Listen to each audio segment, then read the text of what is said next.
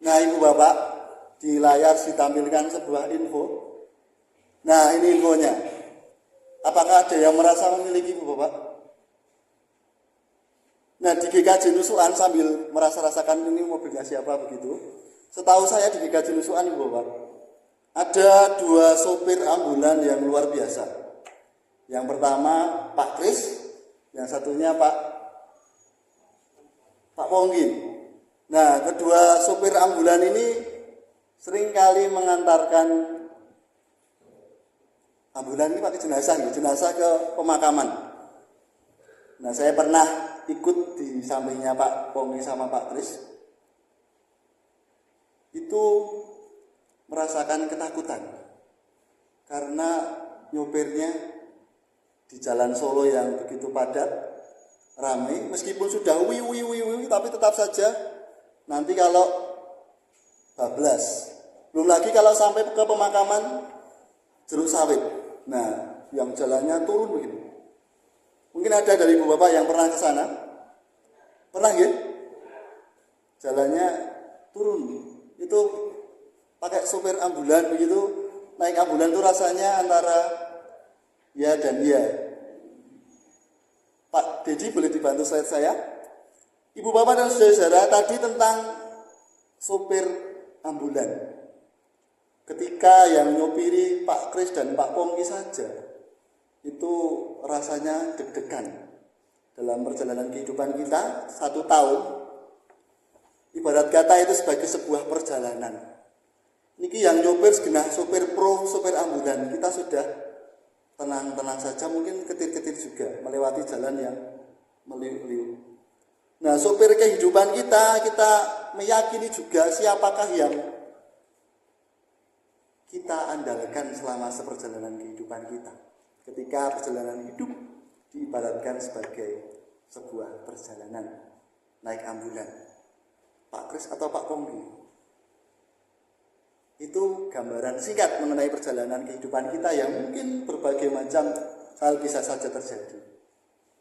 Ketika kita meyakini bahwa Tuhan beserta dengan kita, Tuhan yang mengemudikan kendaraan kita, tentu kekhawatiran, kecemasan itu bisa saja tidak terjadi.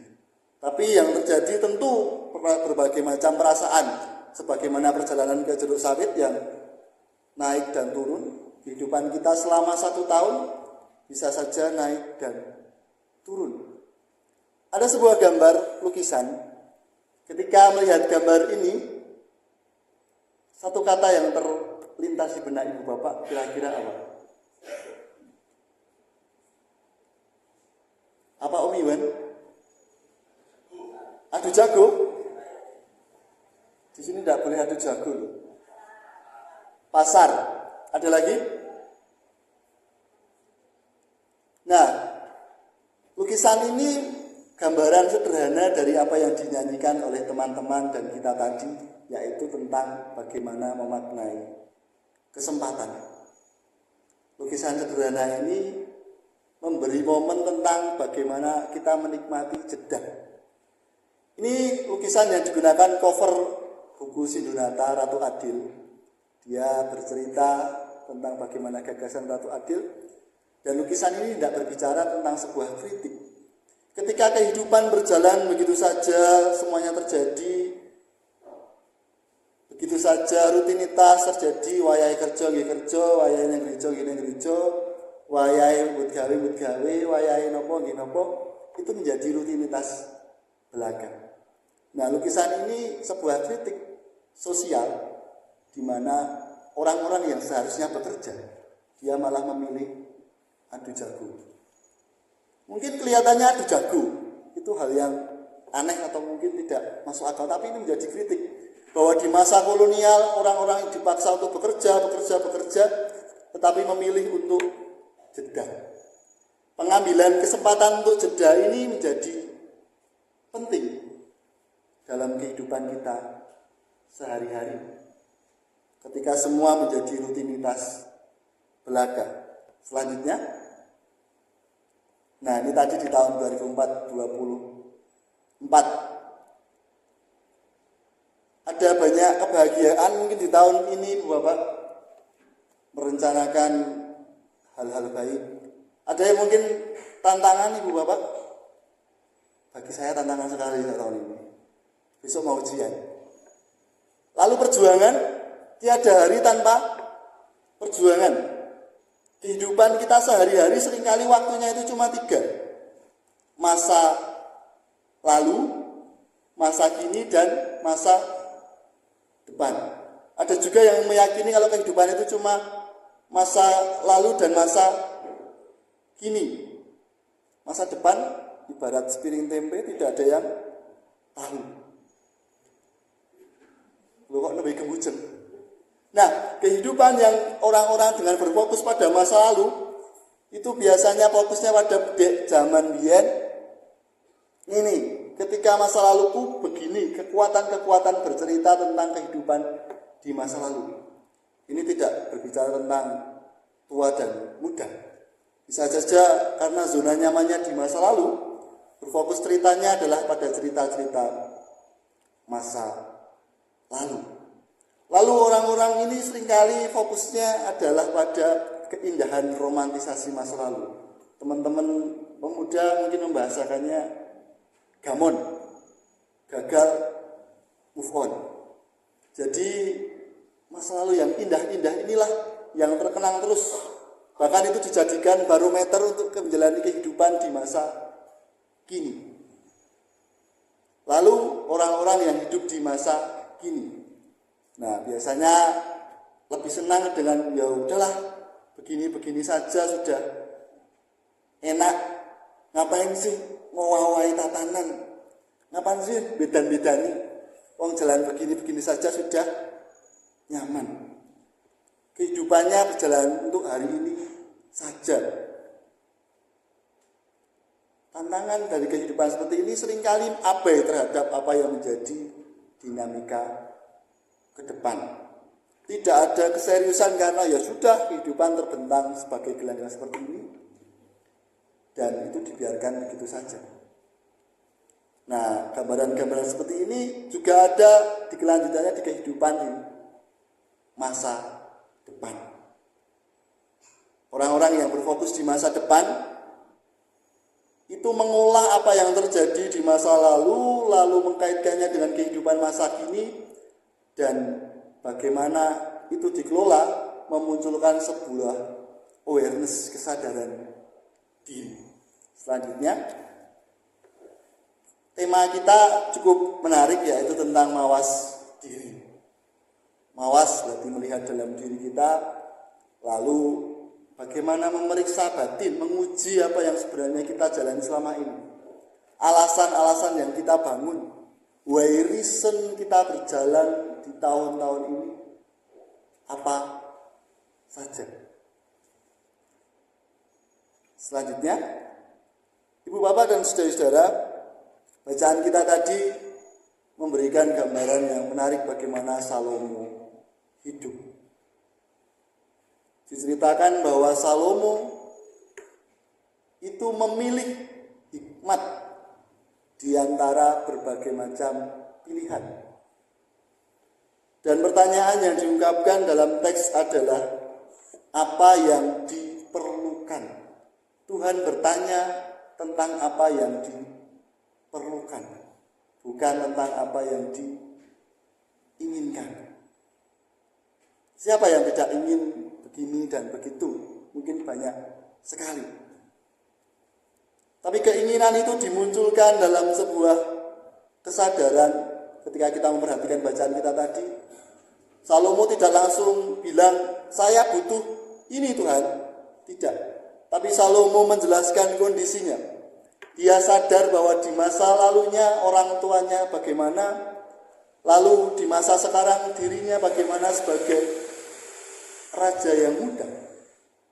Kesadaran itulah yang menjadi pedoman bagi Salomo untuk meminta hikmat. Berarti mawas diri dalam hal ini berarti kesadaran tentang kelemahan diri kita dan kebergantungan kepada Tuhan. Lalu tindakan itu dikerjakan juga oleh Salomo dengan dia menjadi raja. Kita tahu di bagian teks selanjutnya bahwa Salomo menjadi raja yang bijaksana. Meskipun dalam perjalanan kehidupannya sebagai raja, dia tidak sempurna. Itu bukan menjadi sebuah krisis yang perlu dihadapi ketika memperhatikan sebagai sebuah perjalanan. Kehidupan kita mungkin juga demikian. Tidak ada yang sempurna. Kita punya kerapuhan, kelemahan diri kita masing-masing, dan itu perlu disadari. Mawas diri berarti kita berani untuk melihat dalam diri kita. Metani kaluputani dewi. Kesadaran untuk melihat dalam diri itu menunjukkan siapa kita. Dan ada panggilan, kita mau jadi orang yang seperti apa. Selanjutnya,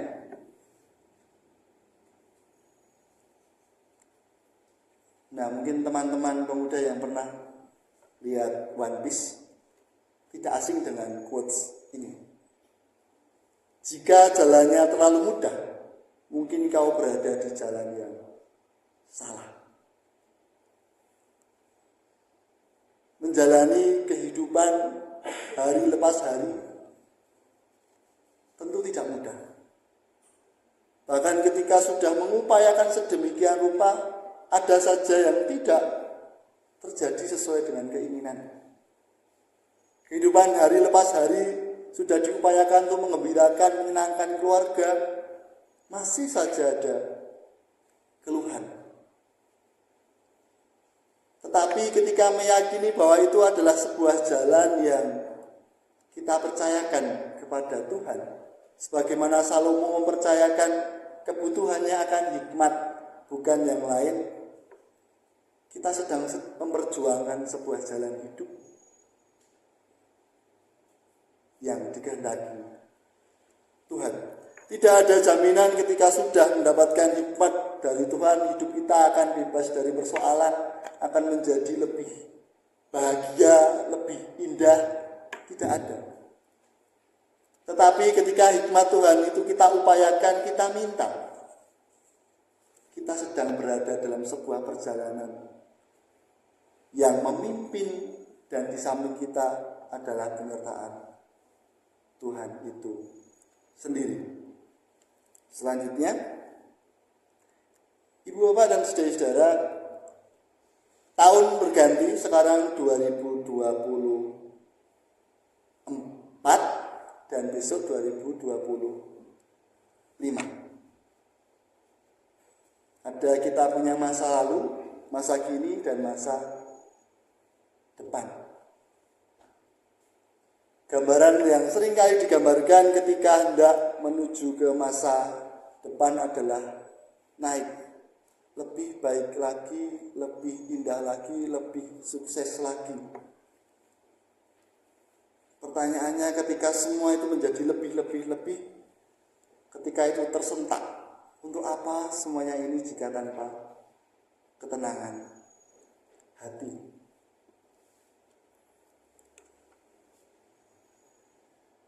Dalam bulan Desember sudah berapa kali Ibu Bapak nyumbang? Ada yang belum nyumbang? Mungkin sudah beberapa kali berjumpa dengan undangan pernikahan, entah keponakan, entah atau mungkinlah anaknya sudah yang mau menikah, sudah bulan-bulan Desember. Nah, dalam sebuah peristiwa pernikahan ketika masih menggunakan adat Jawa, ada satu daun yang digunakan untuk membuat hiasan. Kira-kira Ibu Bapak menebak daun apa itu? Janur. Ada yang mungkin di GKJ Nusuhan bisa membuat, itu namanya apa? Bleke TP. Masih sama gini namanya? Nah, di Bleke TP yang diurai dari janur-janur itu berasal dari sebuah pohon yang namanya pohon kelapa. pohon kelapa ini menarik bagi masyarakat Jawa karena setiap bagian dari pohon kelapa ini bisa digunakan. Bahkan dari buahnya yang kecil namanya manggar, cengkir, bluluk, pirsa nggih. Nah, lalu lebih besar lagi cengkir, bluluk kecil, terus kelapa yang sudah besar. Bahkan ketika sudah menjadi kelapa, kelapanya pun bagiannya ada lagi.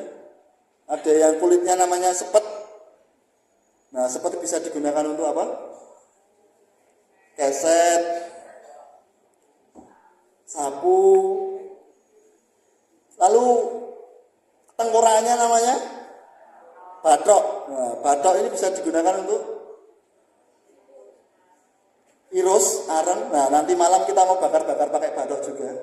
Jadi jangan lupa berangkat Ibu Bapak, mungkin teman-teman muda. Jam berapa nanti? 10 ya? Semoga tidak hujan. Nah, itu tadi bathok. Lalu dari daunnya ada belarak. Nah, belarak. Lalu lidinya juga menjadi ini sebuah sapu. Jadi sapu lidinya. Dan ketika memanjatnya pun juga romantis, dipeluk. Nanti kalau dipeluk jatuh. Ibu bapak dan saudara-saudara, di antara semua itu ada tadi yang namanya janur. Dalam masyarakat Jawa, janur itu konon dari bahasa sejatine nur. Sejatinya cahaya. Ini ada Bu Nur Yuningsih mboten iki. Oh, di sana. Nur itu artinya cahaya, Bu. Terus, Bu. Oh iya. Berarti menerangi ya. Janur sejatine nur. Dan janur itu berada di atas sendiri, menjadi ujung. Ibu bapak dan saudara-saudara, bacaan kita tadi juga menjelaskan bagaimana Yesus menjadi cahaya, menjadi terang.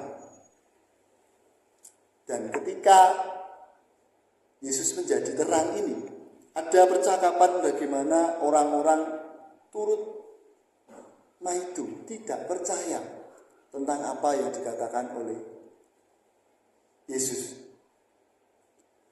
Dari terang yang diungkapkan oleh Yesus ini menjadi petunjuk bahwa barang siapa yang menjadi pengikutnya berarti dia berada di dalam jalan terang. Dia berada dalam sebuah perjalanan yang dimana Yesus sendiri yang memimpinnya.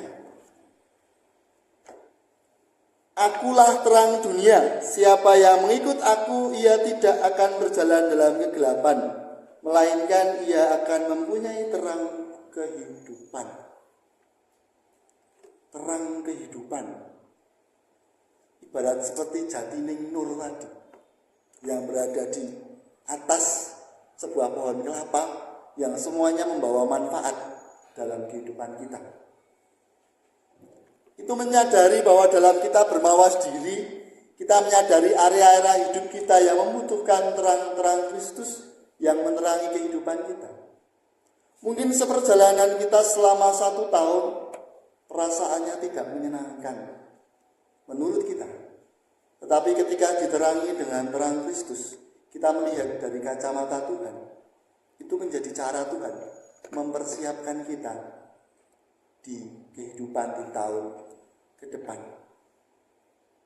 Dan dalam hal ini berbenah berarti kita ada upaya untuk mengubah hidup, meninggalkan dosa dan hidup sesuai dengan firman-Nya. Hal yang mungkin sangat klise, tetapi ini menjadi momen penting dalam kehidupan kita di antara jeda yang kita nikmati bersama. Ada yang mungkin tahun baru, apanya yang baru toh mas? Wong ya besok ya tetap bekerja. Daripada jalan-jalan mau tidur di rumah. Daripada nanti kena macet, lebih baik di rumah saja. Apa yang baru toh sebenarnya? Wong nanti kehidupan akan tetap berjalan, esok ganti sore, sore ganti bengi. Namun di antara semua yang terlihat biasa-biasa saja, mungkin sudah pesimis. Tapi ketika melihat dalam terang kasih-Nya Kristus, kita melihat ada banyak hal yang mungkin bisa terjadi. Kehidupan kita tidak berhenti pada hari ini. Mungkin saat ini kita merasakan kesedihan, putus asa, hambar, semplah, apalagi. Tapi ketika terus berjalan dan yang dituju adalah terangnya Kristus, kita punya kesempatan-kesempatan yang baru untuk kita terus memperbaiki kehidupan kita. Ada panggilan untuk memayu hayuning bawono, untuk hidup yang lebih baik lagi. Selanjutnya,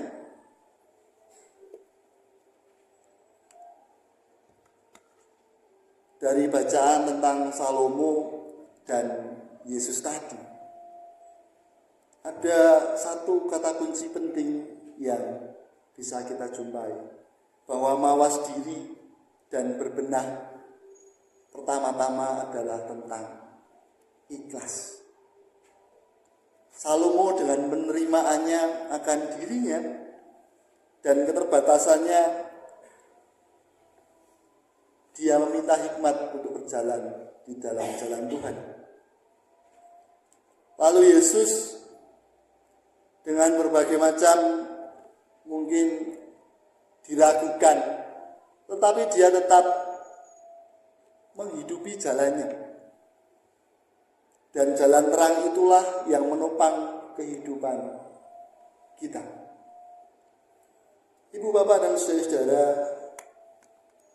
besok tahun akan berganti, dan berbenah diri, mawas diri ini kita melihat dalam diri kita.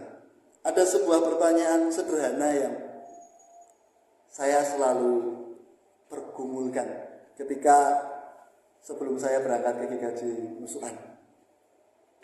Pendeta Emeritus di GKJ Rewulu itu unda-undi dengan almarhum Pendeta Iskak Mangun Saputro. Dia pesan dengan saya, "Yud, Mas Iskak kuwi pendito dadi. Kue mangkat nang Nusukan meh dadi pendito, apa pendito dadi." Saya merasa percakapan itu sambil lalu begitu saja.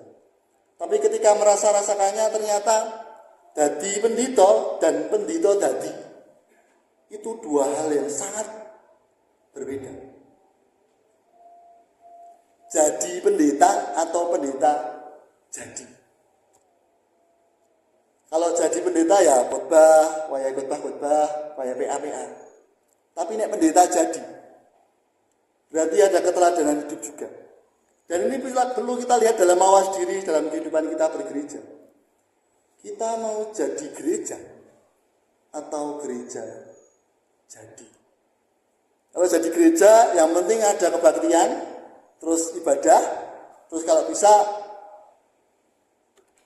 apalagi ramai. Itu jadi gereja. Tapi kalau gereja jadi, kehidupan kita bergereja menjadi kehidupan yang terus berbenah, terus bermawas diri, terus melihat dalam diri kita sehari-hari. Dalam kehidupan kita berpelayanan, kehidupan kita berkeluarga. Kita mau jadi keluarga atau keluarga yang jadi. Kalau jadi keluarga, yang penting ada bapak, ya saya jadi bapak, bekerja selainnya jadi bapak. Saya jadi ibu, ya jadi ibu. Tapi tidak ada rasa hargani, rasa kepedulian dan mawas diri tadi. Kita jadi anak, jadi mahasiswa, jadi apapun profesi dan pekerjaan kita mau jadi profesi itu atau profesi itu yang jadi. Kita mau terpanggil menjadi hal-hal itu, atau kita hanya ya yang penting jadi. Itu sebuah nafas yang berbeda. Dan tidak peduli seberapa sulit atau mustahilnya itu, kita jangan pernah melupakan tujuan kita. Itu kata-katanya Lutfi. Ibu, bapak, dan saudara-saudara di dalam Tuhan, perjalanan perjalanan Salomo meminta hikmat ke depan juga tidak ada jaminan bahwa kehidupannya akan menjadi baik-baik saja. Bahkan dia juga melakukan kesalahan. Tetapi pertama-tama yang dia andalkan di dalam memulai langkahnya sebagai raja adalah hikmat Tuhan. Dan yang diminta oleh Salomo ini di momen di mana dia berada di tempat memberikan persembahan, yaitu di bait Allah. Berarti ada awareness, kesadaran bahwa untuk meminta itu berada di bait Allah, dan itu menjadi momen bagi kita untuk melihat kehidupan kita sebagai sebuah gereja. Gereja bukan hanya tentang gedungnya, tapi juga tentang kita sebagai orang-orangnya. Nah, dalam terang seperti itulah kita bisa melihat bahwa orang-orang yang mengandalkan Tuhan tidak akan berjalan dengan sendirian. Karena Yesus memberikan jaminan bahwa Ia mempunyai terang kehidupan. Terang kehidupan yang seperti apa? Seperti janur tadi yang dia ada di atas dan menerangi kebermanfaatan di pohon-pohon kelapa. Kita juga dipanggil untuk menjadi manfaat dalam kehidupan kita sehari-hari. Orang-orang yang kita jumpai hari lepas hari. Dan itu dimulai dari kita mau melihat dalam diri kita, mawas diri dan berbenah. Dan urip. Dan ketika diibaratkan sebagai rumah tentu tidak mudah. Mungkin ada yang harus digeser. Mungkin ada yang harus dikasih paku, dipukuli karena dipasang figura biar lebih indah. Dan itu yang bisa kita kerjakan dengan terus mengandalkan Tuhan sambil mengingat ini. Tidak peduli seberapapun sulit jalannya, jangan pernah kita melupakan tujuan kita, yaitu kita hidup dalam terang kasih Kristus. Tuhan menemani kita di tahun 2025. Kita mensyukuri bersama kehidupan kita di tahun 2024 sebagaimanapun adanya kita terima. Dan kita punya pengharapan bahwa ketika berjalan di dalam terang kasih Kristus, kita menjadi terang-terang bagi kehidupan di sekitar kita. Amin. Saat teduh bagi kita.